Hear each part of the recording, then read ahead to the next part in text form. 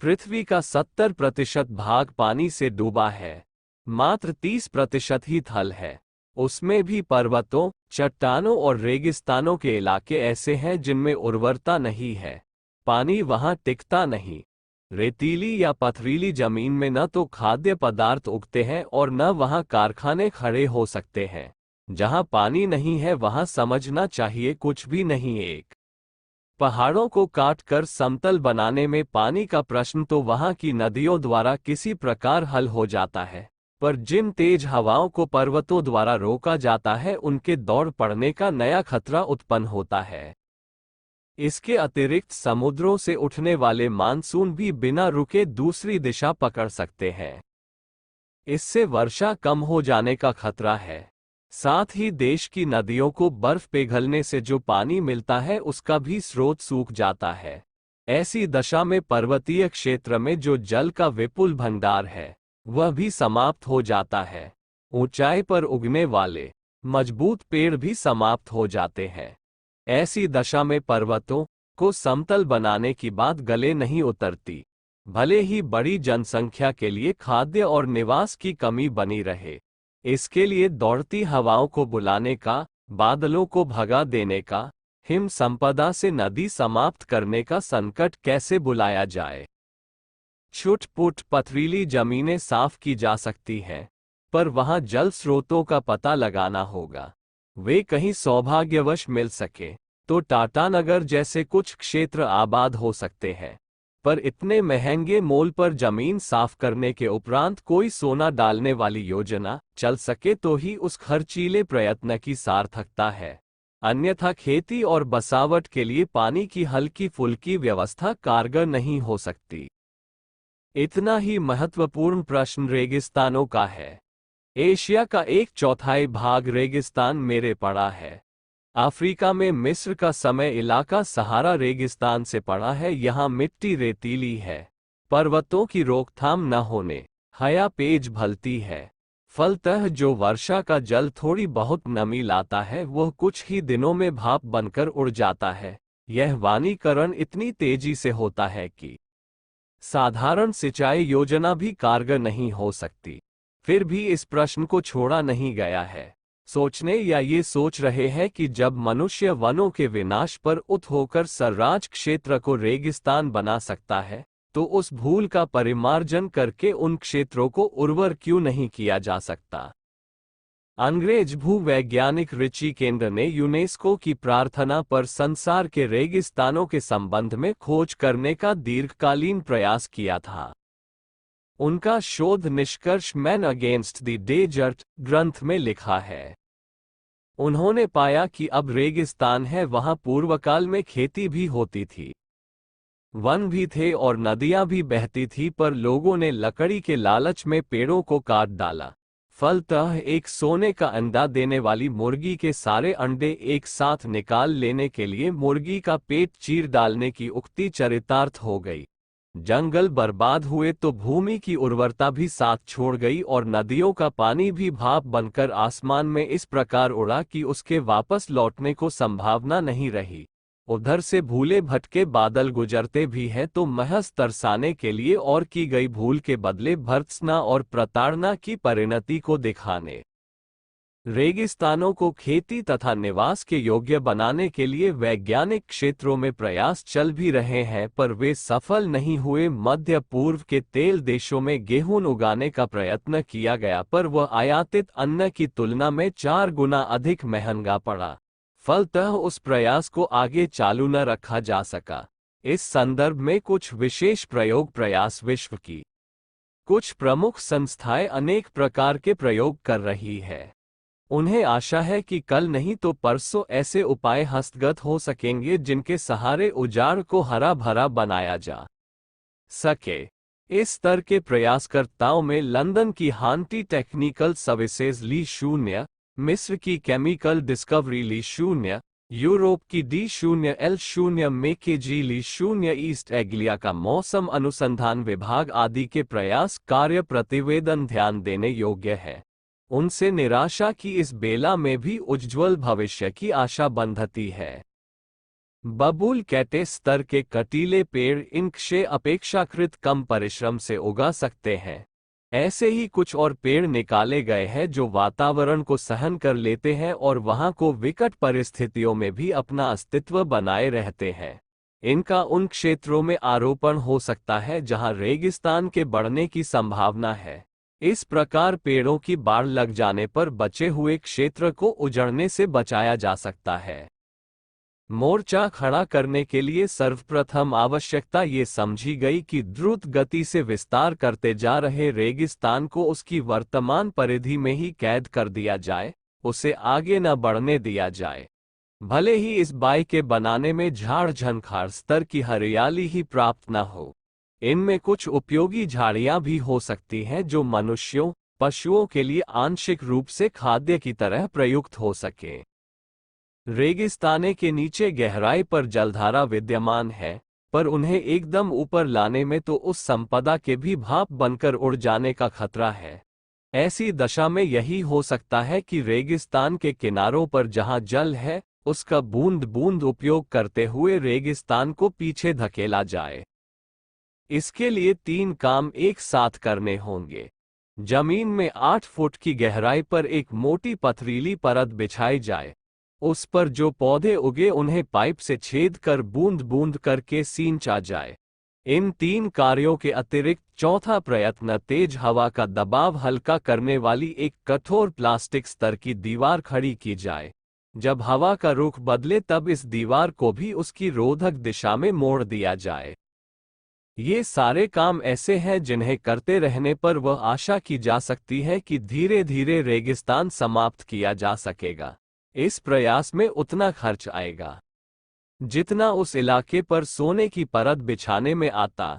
हुई खाद्य और निवास की आवश्यकता देखते हुए यह महंगे प्रयास भी करने ही पड़ने, ये सोचना उन लोगों का है जो वन संपदा पर कुल्हाड़ी चलाकर अपने हाथों अपने पैर काटते हैं और जाने पर उसकी क्षतिपूर्ति के लिए खर्चीले उपचार की व्यवस्था बनाते हैं, जिससे किसी संपन्न देश का भी अर्थ संतुलन गड़बड़ा जाए।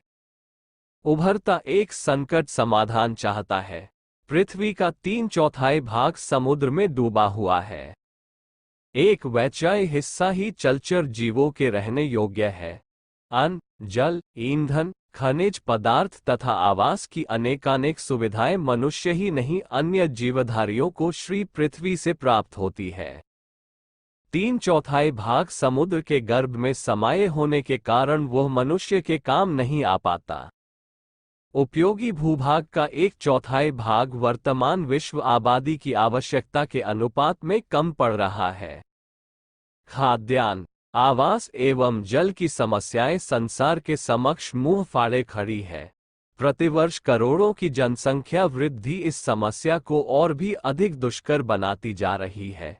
ऐसी विषम परिस्थिति में उपजाऊ और अधिक उपयोगी भूमि का एक बड़ा भाग अपनी उत्पादक क्षमता और उपयोगिता गंवा बैठे तो निश्चित ही विशेष चिंता की बात होगी तथा प्रस्तुत प्राकृतिक विपदाओं तथा मानव विनिर्मित प्रदूषण तथा परमाणु विभीषिकाओं की श्रृंखला में एक भयंकर कड़ी और भी जुड़ जाएगी।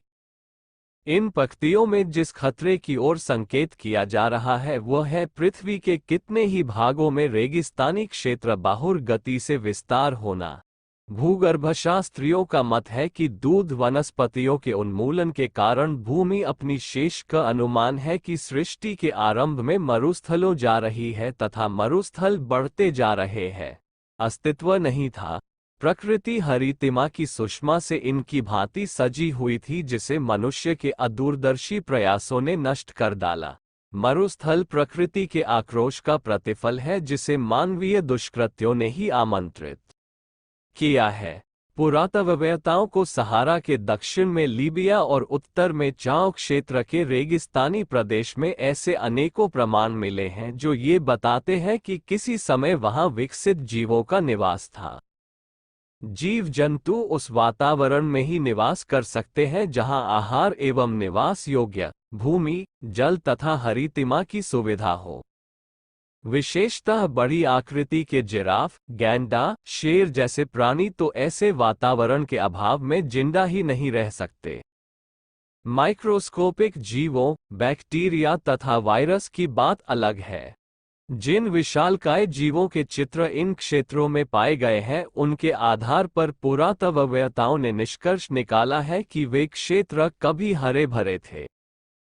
हरियाली के विलुप्त होते ही वे मरुभूमि में बदलने लगे।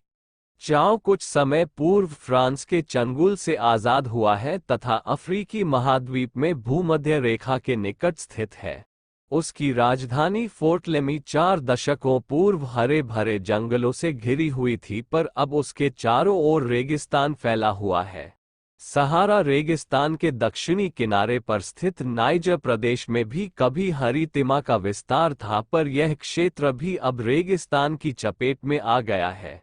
इथोपिया और केन्या के सीमा की निकटवर्ती झील के इर्द गिर्द घास एवं वृक्षों का मैदान था, अब रेगिस्तान में परिवर्तित हो गया है। रेगिस्तानी क्षेत्र के उद्भव एवं विस्तार का कारण स्पष्ट करते हुए प्रख्यात इकोलॉजिस्ट जॉन लियोनार्ड क्लाउडस्टी टॉमसन तथा जर्मन इकोलॉजिस्ट प्रोशून्य हाइनरिश वाल्टर का कहना है कि वर्षा के स्रोत वृक्ष वनस्पतियां हैं, उनकी कमी हो जाने से वर्षा कम होती है।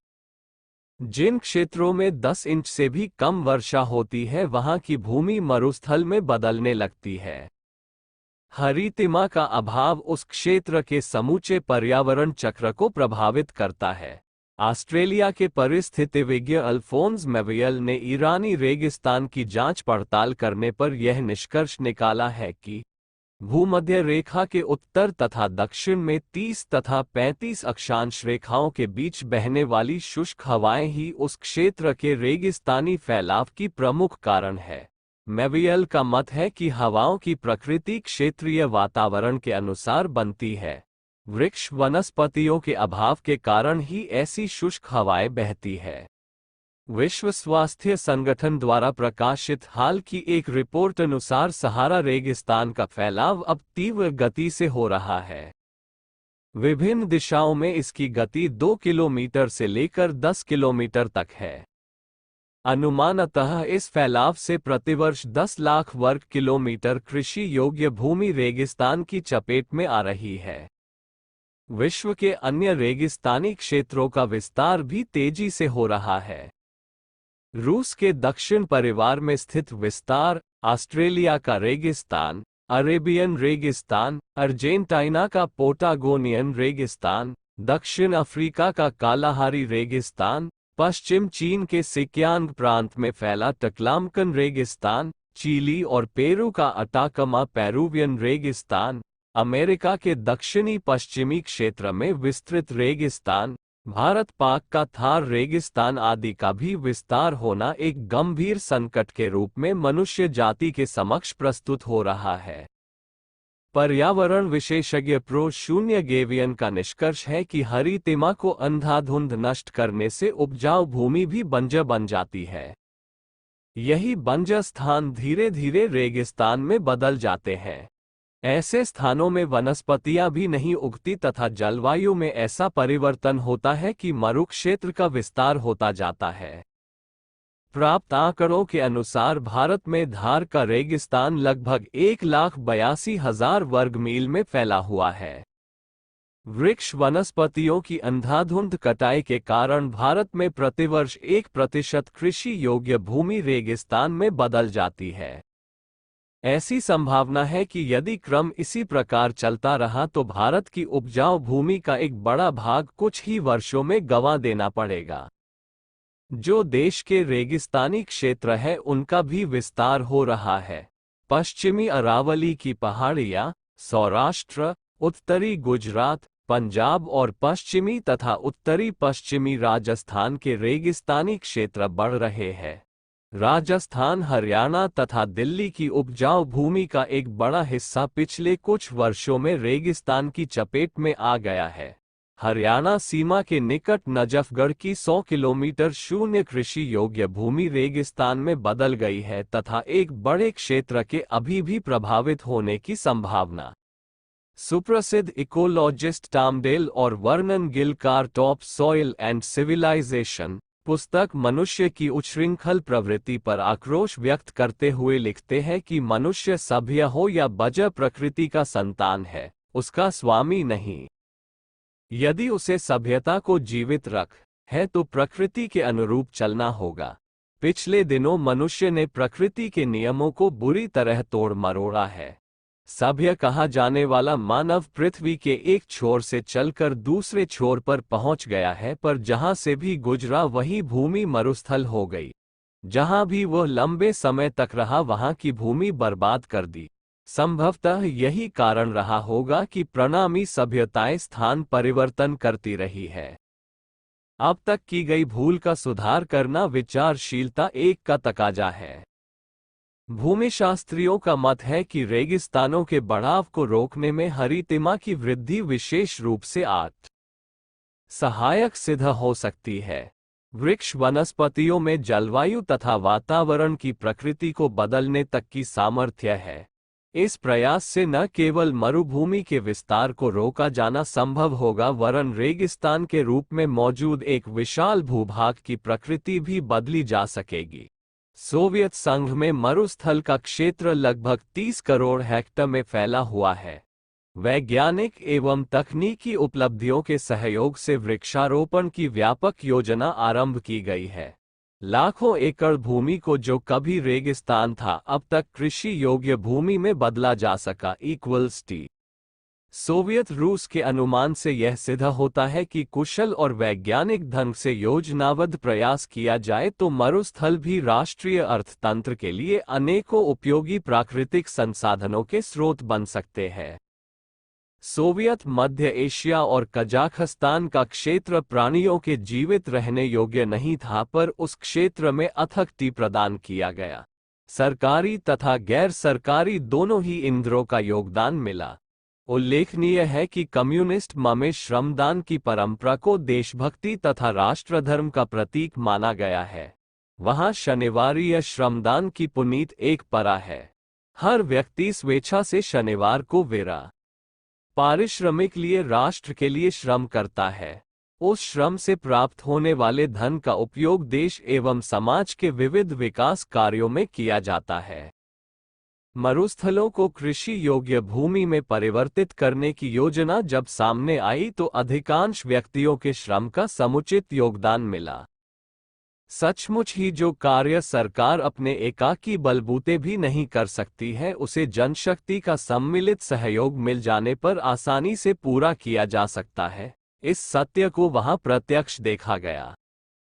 सरकार ने धन एवं यांत्रिक साधन जुटाए, साथ में विपुल जनशक्ति का सहयोग मिल जाने से सफलता का मार्ग प्रशस्त होता चला गया। हरितिमा विस्तार का आरंभिक चरण रेगिस्तानी इलाकों में चरागाहों आदि का विस्तार करने के रूप में पूरा किया गया। अब उस क्षेत्र में 1,50,00,000 मवेशी, 5 करोड़ बकरियां तथा 30 लाख घोड़े पल रहे हैं। 10 लाख हेक्टेयर क्षेत्र को अब तक कृषि के योग्य बनाया जा सका है। विकसित रेगिस्तानी इलाके में प्रतिवर्ष 15 लाख टन कपास, 5 लाख टन चावल, 3,30,000 टन मक्का, 7,70,000 टन दूध तथा लाखों टन साग सब्जी और फल का उत्पादन हो रहा है। जिन विशेषज्ञों ने रूस की मरुस्थलीय प्रकृति को बदलने में हाथ बटाया, उनका कहना है कि रेगिस्तान को रोककर मरुभूमि को कृषि योग्य बनाने में लगभग 3 या 4 साल लगते हैं। इस अवधि में आर्थिक दृष्टि से कुछ भी लाभ नहीं होता है, पर बाद में लाभ ही लाभ है। रेगिस्तानी प्रदेश में खनिज एवं तेल संपदा के कितने ही भंडार उन्हें इस प्रयास में अनायास ही हाथ लगे हैं। रूस के रेगिस्तानों से अब नई सभ्यता जन्म ले रही है।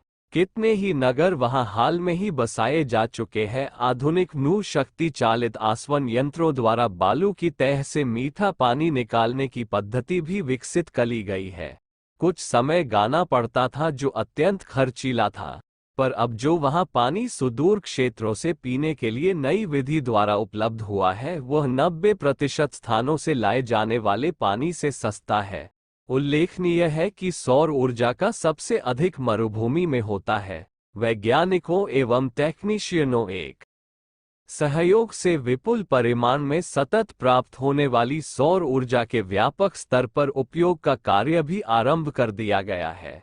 ऐसा इसलिए भी किया जा रहा है ताकि ऊर्जा की आवश्यकता पूर्ति के लिए वनों का दोहन फिर न करना पड़े, जिसके कारण रेगिस्तान की विभीषिका प्रस्तुत होती है। इस तरह के प्रेरणास्पद प्रयास अपने देश में भी किए जा सकते हैं। लाखों वर्ग मील के क्षेत्र में रेगिस्तान अपने देश में फैला हुआ है। हरितिमा के विस्तार से यदि उसे कृषि योग्य बनाया जा सके तो करोड़ों व्यक्तियों के लिए खाद्यान्न का उत्पादन संभव है। देश के विकास के लिए इस सामान्य किंतु असामान्य परिणामदायी प्रयास में हर व्यक्ति का सहयोग अपेक्षित है। वृक्ष न रहेंगे तो मनुष्य भी न रहेगा। कुछ समय पूर्व इंडोनेशिया में यूनेस्को के तत्वावधान में 150 वन विशेषज्ञों की एक अंतर्राष्ट्रीय गोष्ठी हुई थी, जिसमें विश्व की घटती हुई वन संपदा पर चिंता प्रकट की गई थी। आमतौर से लोग वृक्षों का महत्व नहीं समझते। लकड़ी का लोभ और खेती के लिए अधिक जगह मिलने के लालच में पेड़ों को काटते चले जाते हैं। वे ये भूल जाते हैं कि इन तुच्छ लाभों की तुलना में वृक्ष विनाश से होने वाली हानि कितनी अधिक भयंकर है।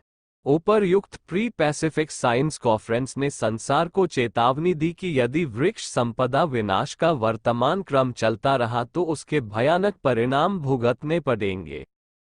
उपर्युक्त गोष्ठी में Japan, Australia, Canada, America, Germany, France, England, Netherland, Bharat आदि 20 देशों के वन विज्ञानी उपस्थित थे। गोष्ठी में कनाडा के प्रतिनिधि डॉक्टर शून्य व्लादिमीर क्रजीना ने कहा, मनुष्य की सबसे बड़ी आवश्यकता सांस लेने के लिए शुद्ध वायु मिलना है। वृक्ष हमारी इस आवश्यकता को पूरा करने में महत्वपूर्ण भूमिका प्रस्तुत करते हैं। संसार में बढ़ते हुए वायु प्रदूषण का समाधान करने के लिए वृक्षों की रक्षा की जानी चाहिए। यदि हम वन संपदा को गंवा बैठेंगे तो फिर शुद्ध सांस का अभाव इतना जटिल हो जाएगा कि उसका समाधान अन्य किसी उपाय से संभव न हो सकेगा। अन्य देशों के प्रतिनिधियों ने भी जो विचार व्यक्त किए उनसे स्पष्ट था कि वृक्ष एवं अभिवर्धन का प्रश्न उतना उपेक्षणीय नहीं है जितना कि उसे समझा जा रहा है। उसे पशुपालन के स्तर पर रखा जाना चाहिए। सच तो ये है कि इससे भी अधिक महत्व उसे दिया जाना चाहिए। पशुओं को गंवाकर उनके द्वारा मिलने वाले श्रम, दूध, मांस, चमड़े से एवं गोबर से वंचित होना पड़ता है। वृक्षों को गंवाने की हानि उनसे भी अधिक है। वायु शोधन, वर्षा का संतुलन और पत्तों से मिलने वाली खाद, धरती के कटाव का बचाव, कीड़े खाकर फसल की रक्षा करने वाले पक्षियों के आश्रय के अभाव में सफाया आदि कितने ही ऐसे संकट हैं जो वृक्षों के घटने के साथ साथ बढ़ते ही चले जाएंगे। पिछले दिनों कल कारखानों की वृद्धि को विकास का आधार माना जाता रहा है। खाद्य उत्पादन के लिए कृषि तथा सिंचाई पर भी जोर दिया जाता रहा है। बहुत हुआ तो यातायात के साधनों को बढ़ाने की बात भी आर्थिक प्रगति के लिए जोड़ दी गई। वन संपदा की महत्ता समझने की ओर जितना ध्यान देना आवश्यक था उतना दिया ही नहीं। सच तो ये है, वनों को जमीन घेरने वाला माना जाता रहा और उन्हें काटकर कृषि करने की बात सोची जाती रही। जलाओ लकड़ी तथा इमारती आवश्यकता के लिए भी वृक्षों को अंधाधुंध काटा जाता रहा और उनके स्थान पर नए वृक्ष लगाने की ओर उपेक्षा बरती जाती रही। आज हम वन संपदा की दृष्टि से निर्धन होते चले जा रहे हैं और उसके कितने ही परोक्ष दुष्परिणामों को प्रत्यक्ष हानि के रूप में सामने खड़ा देख। सहारा कॉन्क्वेस्ट ग्रंथ के लेखक सेंटवार्व वेकर ने सहारा रेगिस्तान की 20 लाख वर्ग मील भूमि के संबंध में लंबा और गहरा सर्वेक्षण करके लिखा है, ये क्षेत्र किसी समय बहुत ही हरा भरा था, पर लोगों ने नासमझी से उसे उजाड़ दिया। इससे क्रुद्ध हुई प्रकृति ने पूरा प्रतिशोध चुकाया। तेज हवा, सूर्य की सीधी धूप और पाले ने अच्छी खासी उपजाऊ मिट्टी को रेत बना दिया। तेज हवाएं उस धूल को भी इधर से उधर उड़ाने लगी। सिर्फ ऊसर और पथरीली जमीन ही टिकी हुई है। ये रेगिस्तानी विशाल भूखंड अब निकटवर्ती हरी भरी जमीन को भी महासर्प की तरह निगलता चला जा रहा है। हर साल 30 वर्ग मील हरी भरी जमीन उस रेगिस्तान की चपेट में आकर सदासवदा के लिए मृतक बन जाती है। द्वितीय महायुद्ध के पश्चात एक बार अमेरिकी राष्ट्रपति रूजवेल्ट हवाई जहाज से मिस्र की भूमि से गुजरे। उन्होंने लेबनान के इतिहास प्रसिद्ध सिदार वृक्षों के वन्य प्रदेश की बड़ी प्रशंसा पढ़ी थी। पर जब उन्होंने नीचे झांक कर देखा कि वहां नंगे पहाड़ खड़े हैं और जहां तहां 10-20 वृक्ष दिख रहे हैं, तब उन्हें इसका बड़ा दुख हुआ। संसार में अन्यत्र भी ऐसी ही मूर्खता बरती जा रही है। इसकी विस्तृत जानकारी प्राप्त करके उन्हें और भी अधिक वेदना हुई। उनके आदेश पर राष्ट्र संघ पर अमेरिकी प्रतिनिधियों ने दबाव डाला कि विश्व खाद्य और कृषि संगठन में वन संपदा के संरक्षण को भी महत्वपूर्ण स्थान मिलना चाहिए। वैसा हुआ भी। राष्ट्र संघ के तत्वावधान में संसार में वन संपदा बढ़ाने के लिए जो प्रयत्न चल रहे हैं, उन्हीं के अंतर्गत एक बड़ी आर्थिक सहायता देकर लेबनान में नए सिरे से सिडार वन लगाए गए हैं और हजारों एकड़ जमीन फिर से हरी भरी बनाई न गई है। ऐसे ही प्रयास अन्यत्र भी हुए हैं। इसराइल में हरा भरा क्षेत्र 1/3 और सूखा रेगिस्तानी 2/3 है। उन लोगों ने इस सूखे भूखंड एक को हरा भरा बनाने का संकल्प किया है और इन दिनों इस दिशा में अथक परिश्रम किया जा रहा है। पिछले दिनों ही 10 करोड़ नए पौधे उन लोगों ने लगाए हैं। आइसलैंड वाले बहुत दिनों से अपनी वन संपदा उजाड़ते चले आ रहे थे। फलस्वरूप वे अपनी उपजाऊ भूमि से हाथ धो बैठे। सन 1946 के बाद उनकी आंखें खुली और योजनाबद्ध रूप से 20 लाख नए पेड़ 5 लगाए। तस्मानिया का भी यही हाल हुआ। उन लोगों ने वृक्ष संपदा गंवाई।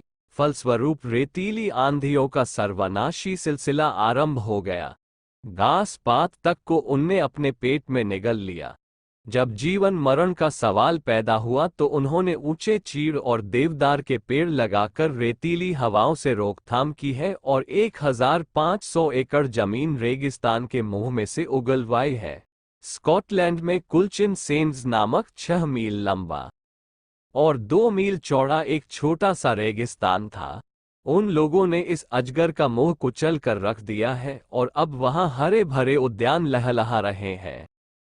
लीबिया ने अपने रेगिस्तानों को छोटी झाड़ियों से पाट देने का निश्चय किया है और वे उस प्रयास में भली प्रकार सफल हो रहे हैं।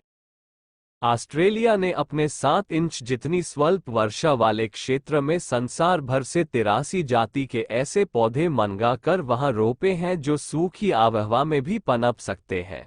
आग की तरह तपने वाले बमेटा रेगिस्तान का एक बड़ा भाग अब वृक्षारोपण के अभिनव प्रयासों से हरा भरा बनाया जा चुका है। उस क्षेत्र के एक किसान डेस्मॉन्ड फाइलिस ने अपने एकाकी प्रयत्न से 6000 वृक्ष लगाए हैं जो अब 20 फुट से भी ऊंचे हो गए हैं। इन वृक्षों ने उस क्षेत्र की भयंकर खुश्की को मनुष्यों और पशुओं के रहने योग्य बना दिया है। मोरक्को ने अपनी कुंभकर्णी नींद त्याग कर अपनी नष्ट होती वन संपदा को संभाला है। इन्हीं दिनों उन लोगों ने 65,000 जैतून के, 2,700 बादाम के और 13,100 सदाबहार के बड़े वृक्ष लगाए हैं। इस कार्य के लिए उसे राष्ट्र संघ से भी अनुदान मिला है। चीन अपनी उत्तरी पश्चिमी सीमा को सुरक्षित रखने के लिए फ्रांस की प्रसिद्ध लौह प्राचीर की तरह वृक्षों की हरी दीवार खड़ी कर रहा है। ये दीवार 6000 मील लंबी और कई मील चौड़ी होगी। वहां बंजर प्रदेशों को वृक्षों से पाट देने का कार्यक्रम चल रहा है। अब संसार का हर देश समझ गया है कि मनुष्य जीवन के लिए पशु संपदा से भी बढ़कर वन संपदा का महत्व है।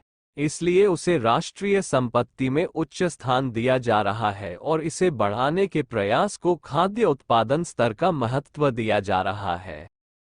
स्कॉटलैंड के वनस्पति विज्ञानी रॉबर्ट चैम्बर्स ने लिखा है, वन नष्ट होंगे तो पानी का अकाल पड़ेगा, भूमि की उर्वरा शक्ति घटेगी और फसलों की पैदावार कम होती चलेगी।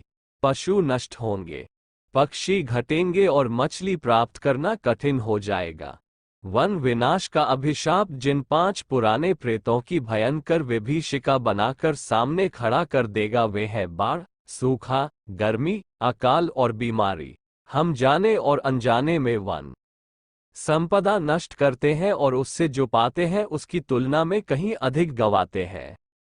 धर्मशास्त्रों में वट, पीपल, आंवला आदि वृक्षों को देव संज्ञा में गिना गया है।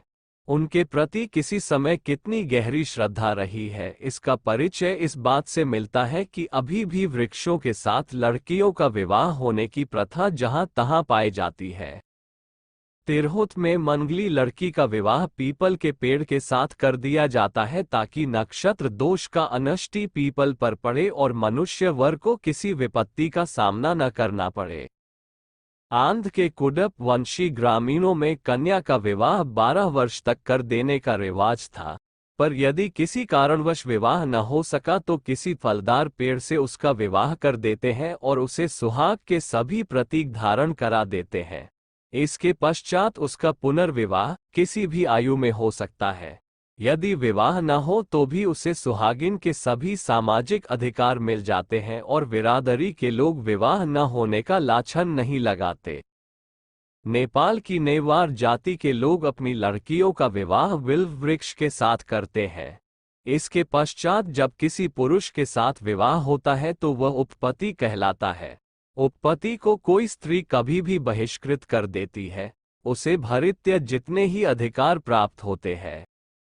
हिसार जिले की घुमकूड बावरिया जाति में और सरगुजा के भीलों में ये प्रथा है कि विवाह की अनिच्छुक लड़कियों का विवाह पीपल के वृक्ष से कर देते हैं और यह मान लेते हैं कि उसका कुमारी रहने का दोष निपट गया। हरियाली को मनुष्य जीवन सहचरी का स्थान मिलना चाहिए और उसके परिपोषण के लिए प्रत्येक नागरिक में व्यक्तिगत रूप से दिलचस्पी उत्पन्न की जानी चाहिए।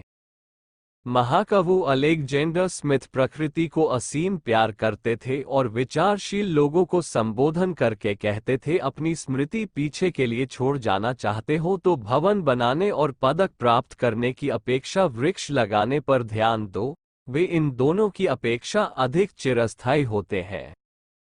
संपदा नष्ट करते हैं और उससे जो पाते हैं उसकी तुलना में कहीं अधिक गंवाते हैं।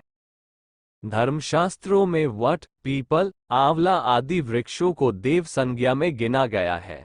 उनके प्रति किसी समय कितनी गहरी श्रद्धा रही है, इसका परिचय इस बात से मिलता है कि अभी भी वृक्षों के साथ लड़कियों का विवाह होने की प्रथा जहां तहां पाई जाती है।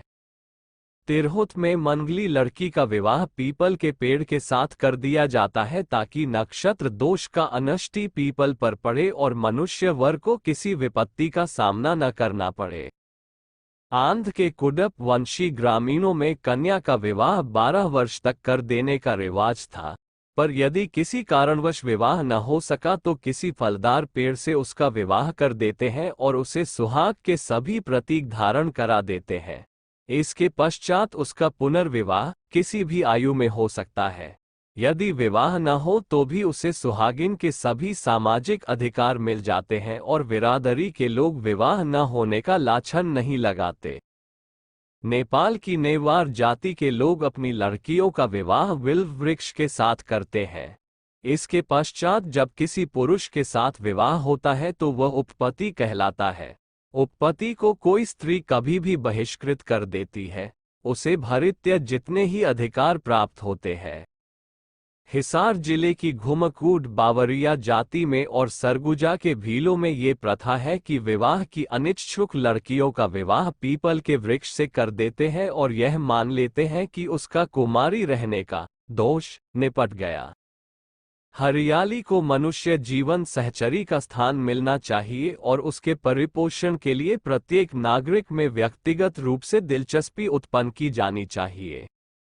महाकवि अलेक्जेंडर स्मिथ प्रकृति को असीम प्यार करते थे और विचारशील लोगों को संबोधन करके कहते थे, अपनी स्मृति पीछे के लिए छोड़ जाना चाहते हो तो भवन बनाने और पदक प्राप्त करने की अपेक्षा वृक्ष लगाने पर ध्यान दो, वे इन दोनों की अपेक्षा अधिक चिरस्थायी होते हैं। सामयिक मोर्चे पर परिस्थितियों के अनुसार निर्णय ले सके और उन्हें क्रियान्वित कर सके। कुछ लोगों का ये भी कहना है कि यंत्र मानव न कितने ही विकसित हो जाएं, अतः वरहग मनुष्य पर एक ही निर्भर आइजक एसिमोव नामक एक अमेरिकी विज्ञान कथा लेखक के अनुसार यह संभव नहीं है कि कोई रोबोट किसी आदमी को क्षति पहुंचाए या बिगड़ कर कोई नुकसान करे। ऐसी संभावना लगभग नहीं के बराबर। वे किसी भी स्थिति में अपने स्वामियों की आज्ञा का पालन करेंगे। इतना अवश्य हो सकता है कि वे अपने अस्तित्व की रक्षा के लिए संघर्ष करने लगे। यदि ऐसा भी संभव हो जाए तो भी उससे मनुष्य जाति पर संकट की संभावनाएं कम नहीं होती। ये बात म और है कि संकट का स्वरूप बदल जाए। वो संकट किस प्रकार का हो सकता है, इस संबंध में निश्चित न और स्पष्ट कल्पना कुछ नहीं की जा सकती। अणु बम का आविष्कार करते समय किसने ये सोचा होगा कि यह निर्माण मनुष्य जाति के लिए अस्तित्व का संकट उत्पन्न कर देगा? यंत्र मानवों अथवा रोबोटों का निर्माण भले ही न सुविधा साधनों के विकास को दृष्टिगत रखते हुए किया जा रहा हो, परंतु इस बात की क्या गारंटी है कि इनका दुरुपयोग नहीं होगा? उदाहरण के लिए, यंत्र मानवों का सैनिक उद्देश्यों के लिए प्रयोग युद्ध की विभीषिका को बढ़ाने वाला ही सिद्ध होगा। अभी तो युद्ध में लड़ने वाले सैनिक अपने बचाव को ध्यान में रखते हुए आक्रमण और प्रत्याक्रमण करते हैं। यंत्र मानव तो अपने मालिक की इच्छाओं, आदेशों का पालन करेंगे। उन्हें न अपने बचाव की चिंता होगी और न अपनी सुरक्षा की। पर सैनिक प्रयोजनों के लिए, बलहीनों पर नियंत्रण रखने के लिए यंत्र मानवों का उपयोग अंततः थोड़े से लोगों के हाथों में समूची मानव जाति का भविष्य सौंप देंगे। ये तो निश्चित है। जैसी कि कई वैज्ञानिक कल्पना करते हैं, यंत्र मानवों में सोचने समझने की क्षमता विकसित हो सकती है और वे आजाद होकर मनुष्य को अपना दास बना सकते हैं। ये कल्पना यदि साकार हो गई तब तो मनुष्य जाति स्वयं ही अपनी सामूहिक दासता को निमंत्रित कर रही है। ये कहने में कोई संकोच नहीं होना चाहिए। मनुष्य का प्रतिद्वंद्वी यंत्र मानव अब से कुछ वर्ष पूर्व यंत्र मानव रोबोट केवल वैज्ञानिक चमत्कारों के रूप में प्रदर्शन हेतु बनाए गए थे। उनकी शरीर संरचना न्यूनाधिक मनुष्य शरीर से मिलती जुलती बनाई गई थी। हाथ पर मनुष्य की तरह ही चलते और काम करने के काम आते थे। आश्चर्य का तो उन्हें निर्माण के आरंभ काल में भी बहुत माना गया था, पर अब प्रगति पथ पर चलते हुए उनमें वाणी और मस्तिष्क के दो विभाग और जोड़े गए हैं। यंत्र मानव पूछे हुए एक प्रश्नों के उत्तर देता है। इतना ही नहीं, निर्धारित समय पर बताई गई घोषणाएं करता है। ये कार्य लाउड स्पीकर टेप रिकॉर्डर की तरह नहीं होता, वरन उस कार्य में कुछ सीमा तक मस्तिष्कीय बौद्धिक समावेश भी रहता है। किस प्रश्न का क्या उत्तर देना चाहिए, किस निर्देश का किस प्रकार पालन करना चाहिए, इसका निर्णय कर लेना उसकी बौद्धिक विशेषता है। यूं वह मनुष्य की तरह हर समस्या पर सोचने और हर आज्ञा का पालन करने में तो समर्थ नहीं है, पर जिस प्रयोजन के लिए उसे बनाया गया है और जो काम करने के लिए उसे प्रशिक्षित किया गया है, उसे सीमित परिधि में भली प्रकार संपन्न कर लेता। आरंभ में यह वैज्ञानिक चमत्कार था। इसमें अत्यधिक कल पुर्जे लगाए गए थे। बिजली के तारों की उसके भीतर भरमार थी, लेकिन अब इलेक्ट्रॉनिक्स का उपयोग होने से उसके वजन तथा पेचीदगी में कमी हुई है और वह अपेक्षाकृत अनेकों प्रकार के काम अधिक अच्छी तरह करने लगा है। जो काम मनुष्य के लिए कठिन पड़ते हैं उन्हें करने में ये हिचकता नहीं। जैसे अधिक या न्यून तापमान में या विकिरण भरे क्षेत्र में मनुष्य लगातार बहुत देर काम नहीं कर सकता, पर यंत्र मानव ये श्रम बिना कठिनाई के कर सकता है। ऑटोमेटिक मशीनों के चलाने में मनुष्य की भूल से बड़ा नुकसान हो सकता है, पर यह आमतौर से वैसी भूलें नहीं करता और जिस पेचीदा मशीन को चलाने में इसे नियुक्त किया गया है, उसे बिना थके लंबे समय तक चलाता रहता है। वैसे वैसे अभिवृद्धि हो रही है। कंप्यूटर स्तर के विभाग इसमें समय बीतता जा रहा है। उसकी विशेषताओं में बुड़ जाने से इसमें और बौद्धिक विशेषताएं भी पैदा हो रही है और यह अपेक्षाकृत अधिक उपयोगी सिद्ध हो रहा है। आरंभिक दिनों में ये बहुत भारी था और एक स्थान से दूसरे स्थान में ले जाने में कठिनाई पड़ती थी, पर अब वैसी बात नहीं रही। जिस प्रकार कंप्यूटर विज्ञान में और उसकी विशेषताओं में वृद्धि हुई है, वैसे ही यंत्र मानव भी प्रगति कर रहा है। निर्माताओं का लक्ष्य इसे मनुष्य के समानांतर श्रमजीवी बनाने का है। कंप्यूटर इससे पहले ही बुद्धिजीवी क्षेत्र में मनुष्य से बाजी मारने लगा है। अंतर इतना ही है कि इन्हें जिस कार्य में लगाया जाता है उसी काम को कर पाते हैं। मनुष्य की तरह बहुमुखी प्रतिभा इनमें नहीं है। एक क्षण एक काम कर रहे थे तो बदली हुई परिस्थितियों का आकलन करते हुए ये भी अपनी गतिविधियों में परिवर्तन कर सके, ऐसा नहीं हो पाता। इसलिए इनके संचालन के लिए किसी मार्गदर्शक बुद्धिजीवी की आवश्यकता अभी भी पड़ती है। शायद इस आवश्यकता का अंत कभी भी न हो सकेगा। संचालन तो मनुष्य के हाथ में ही रहेगा। इतने पर भी यंत्र मानव की उपयोगिता में कोई संदेह नहीं है। अधिक काम, बिना थके काम, भारी काम कर सकना इसकी प्रमुख विशेषताएं हैं। एक और भी खास बात है अनुशासन का उल्लंघन न करना और भूख तथा थकान मिटाने के लिए जल्दी सुविधा साधन न मांगना। इस दृष्टि से वह मानव श्रमजीवी की तुलना में श्रेष्ठ भी बैठता है, सुविधाजनक भी और दूरगामी दृष्टि से सस्ता भी। अमेरिका और जापान प्रौद्योगिकी विज्ञान में अन्य देशों से आगे हैं, इसलिए उन्हें कुशल, अनुशासन प्रिय श्रमिकों की आवश्यकता भी अधिक पड़ती है। इसलिए दोनों ही देशों ने यंत्र मानवों, रोबोटों का निर्माण बड़े पैमाने पर औद्योगिक आवश्यकताओं की पूर्ति के लिए करना आरंभ कर दिया है। इन दोनों में जापान और भी आगे है। वह न केवल अपनी आवश्यकता पूरी कर रहा है, वरन अमेरिका को बड़ी संख्या में सप्लाई भी कर रहा है। बढ़ती हुई स्वचालित औद्योगिकी ने संचालक स्तर के थोड़े से काम करने वालों की आवश्यकता कम कर दी है और छोटी मशीनों के लिए बड़ी संख्या में जो मध्यवर्ती कौशल की आवश्यकता पड़ती थी उसकी छटनी कर दी है। जापान के इस कदम का औचित्य भी है कि उसके पास जमीन कम है और बड़े उद्योग बड़ी मात्रा में चलाने की महत्वाकांक्षा भी अधिक है। श्रमिकों के निवास में जगह बहुत घिरती है, इसलिए वह यंत्र मानवों को प्रमुखता दे रहा है। पर अन्य देशों की स्थिति अलग है। यदि यंत्र मानव संचालन के लिए और ऑटोमेटिक बड़ी मशीनें उत्पादन के लिए बड़े परिमाण में बनने लगी तो बेकारी की समस्या अब की अपेक्षा कई गुनी बढ़ जाएगी। छोटी मशीनों पर या हाथ पैर से काम करने वाले श्रमिकों को अभी भी बेकारी का कष्ट भुगतना पड़ता है। आगे चलकर यंत्र मानवों की प्रतिद्वंद्विता में ये कठिनाई और भी अधिक बढ़ जाएगी और आदमी एक तरह से बेकार हो जाएगा।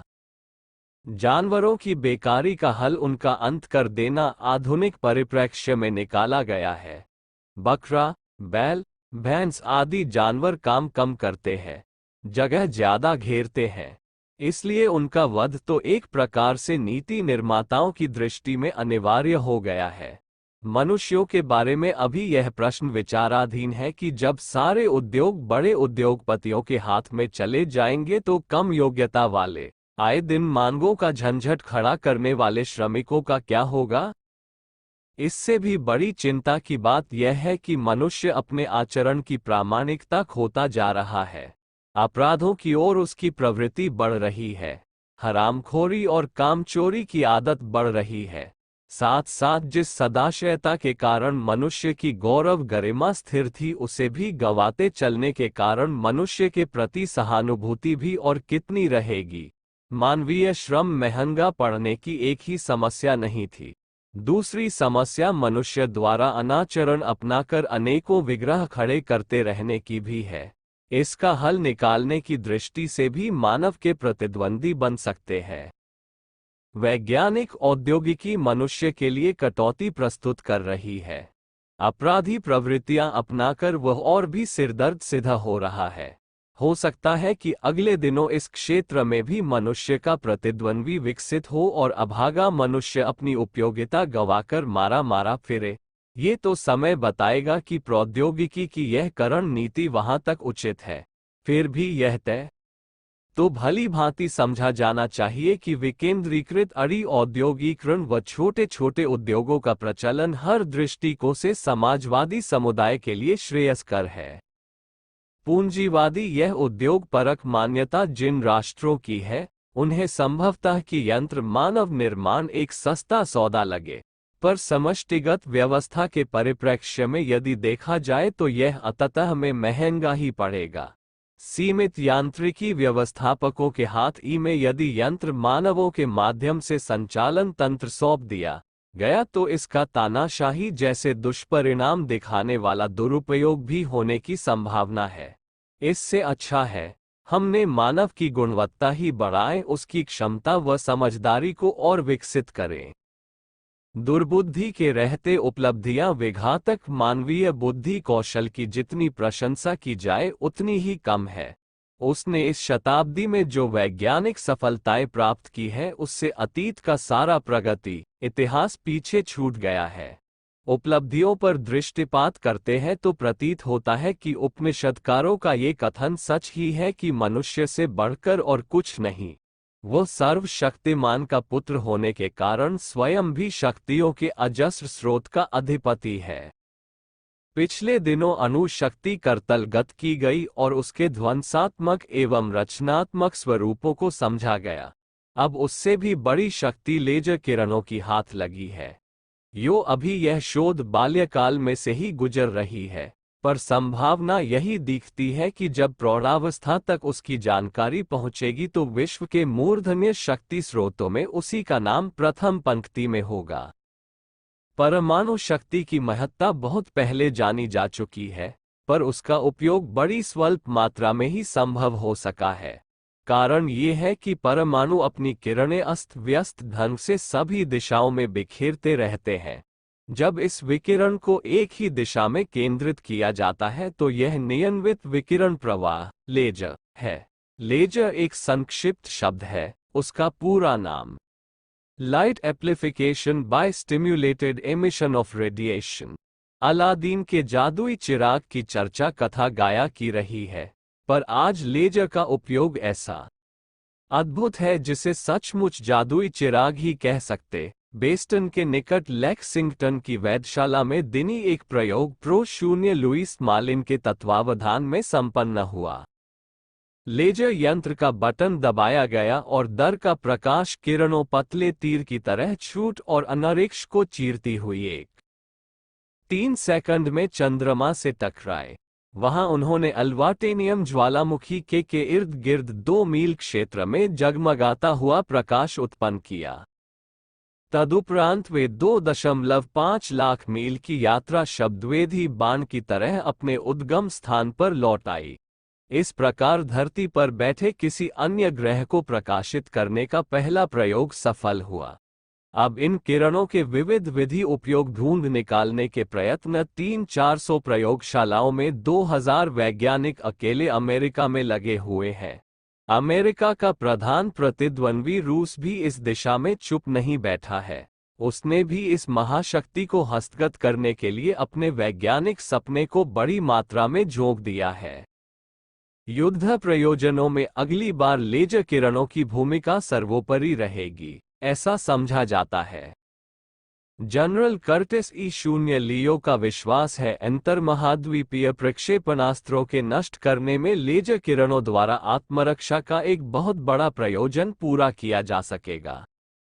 अगले दिनों विमानभेदी तोपें पिछले युग की स्मृतियां भर रह जाएंगी। हल्की सी लेजर बंदूक ही अपने अचूक निशारे से किसी भी विमान को क्षण भर में धराशायी बना दिया करेगी। जिन देशों के पास ये बंदूकें होंगी उनके लिए हवाई हमले से डरने का कोई कारण न रहेगा। फ्रैंकफर्ट शस्त्रागार में जो लेजर बंदूक बनी है उससे एक में धरती के इस छोर पर बैठकर उस छोर का निशाना साध सकना संभव हो जाएगा। मृत्यु किरण की चर्चा पिछले बहुत वर्षों से विज्ञान जगत में चल रही थी। उसके झंझट भरे प्रयोगों की अब आवश्यकता न रहेगी। लेजर किरणों का ही दूसरा नाम मृत्यु किरण होगा। इस आधार पर कितने ही बड़े क्षेत्र को बात की बात में भस्म करके रख दिया जाएगा। सैनिकों और नागरिकों की तो बात ही क्या, घास पात तक जल भुनकर खाक हो जाएंगे। अणु युद्ध से लेजर युद्ध सरल और सस्ता पड़ेगा। उसमें विस्फोट जल विकिरण से होने वाली हानि की भी आशंका कम ही है। अणुबम से उसकी लागत तो कम है ही। लेजर किरणों का रचनात्मक उपयोग भी है। उन्हें चिकित्सा तथा दूसरे उपयोगी कार्यों में भी प्रयुक्त किया जा सकेगा। न्यूयॉर्क के अस्पताल में एक रोगी की आंख की पुतली पर उगा हुआ ट्यूमर लेजर किरण द्वारा 1 सेकंड के 1000वें भाग में ऑपरेशन करके अलग कर दिया गया। कैंसर सरीखे जो दुष्ट रोग दवा दारू तथा साधारण उपचार के काबू में नहीं आते लेजर किरणों द्वारा आसानी से ठिकाने लगाए जा सकेंगे। अंतरिक्षीय उड्डयन क्षेत्र में लेजर विज्ञान क्रांतिकारी परिवर्तन करने जा रहा है। रॉकेटों से पृथ्वी के गुरुत्वाकर्षण से ऊंचा उछालने में शक्तिशाली ईंधन की और उसे रखने के स्थान की जरूरत पड़ती है। इस प्रयोजन की पूर्ति में ही रॉकेट संरचना का बहुत बड़ा भाग लगा और बना होता है। लेजर किरणें आसानी से रॉकेट को इच्छित ऊंचाई पर उछाल दिया करेगी। तब हल्के और सस्ते रॉकेटों से काम चल जाएगा। ईंधन की आवश्यकता न रहेगी तो उस वाहन में आवश्यक शोध यंत्रों अथवा प्रयोग यंत्रों के फिट करने से ही काम चल जाएगा। इन अंतरिक्षीय यानों को बिजली धरती से ही पहुंचाई जा सकेगी। तब उनकी यात्रा न केवल सस्ती ही हो जाएगी वरन सुरक्षित, सरल और सुखद भी रहेगी। इस विज्ञान का अधिक विकास होने पर वायुयान, खचड़ा गाड़ी जैसे पुरानखंडी प्रतीत होंगे। इतना तेल, पेट्रोल, इतने विद्युत उपकरण, इतनी कम चाल के इन हवाई जहाजों को लेजर वायुयानों की तुलना में कोई भी पसंद न करेगा। यदि तीसरा महायुद्ध छिड़ा तो परमाणु अस्त्र तो केवल धमकी भर का काम करेंगे। असली मार लेजर किरणों की होगी। वे मृत्यु किरण बनकर जिस क्षेत्र को चाहेंगी देखते देखते भस्म करके रख देगी। अणुबम विस्फोट से जो रेडियोधर्मी धूल उड़ने का संकट रहता है वह भी न होगा और घातकता की दृष्टि से वह उससे कहीं आगे भी रहेंगी। मानवीय वृद्धि कौशल और शोधपरक तन्मय एकाग्रता का अद्भुत प्रतिफल है लेजर। इस उपलब्धि के लिए उसे बधाई ही दी जा सकती है, किंतु साथ ही एक असमंजस भी सामने आ खड़ा होता है कि जिस तरह मानवीय प्रवृत्ति आदर्शों के क्षेत्र में दिन दिन पतनोन्मुख होती चली जा रही है, उसे देखते हुए किसी भी वस्तु, परिस्थिति, उपलब्धि एवं सफलता का सदुपयोग संदिग्ध हो गया है। जो कुछ हाथ लगता है उसी का दुरुपयोग करने में आज की दुर्बुद्धि जुट पड़ती है। चेतना के क्षेत्र में जिस प्रकार वैज्ञानिक आविष्कारों के अभिवर्धन में प्रगति हुई है उसी प्रकार क्या पिछड़े हुए और क्या सभी में दुर्भावनाओं और दुष्प्रवृत्तियों का गगनचुंबी उत्पादन, विकास, विस्तार हुआ। एक दुर्बुद्धि के रहते संपदाओं का बढ़ते जाना खतरे से खाली नहीं है। दोनों का संयोग बारूद और चिनगारी के समन्वय जैसा उपद्रव खड़ा कर सकता है। वर्तमान समय में बारूद भी बढ़ रही है और चिनगारियां भी अंधड़ के साथ उड़ रही है। आशंका यही रहती है कि आश्चर्यचकित करने वाली वैज्ञानिक उपलब्धियां चिरसंचित मानव सभ्यता का अंत न कर दें, मानवीय अस्तित्व को ही इस धरती पर से समाप्त न कर दें। इस असमंजस का हल दो ही प्रकार से हो सकता है कि या तो दुर्बुद्धि रहने तक विघातक साधनों पर पूर्णतया रोक लगा दी जाए या फिर दुर्बुद्धि पर तीखे प्रहार करके उसे सद्बुद्धि में परिणत किया जाए ताकि उपलब्धियों का सदुपयोग हो सके और उन्हें सुख शांति के लिए प्रयुक्त किया जा सके। दूसरा मार्ग ही श्रेयस्कर है।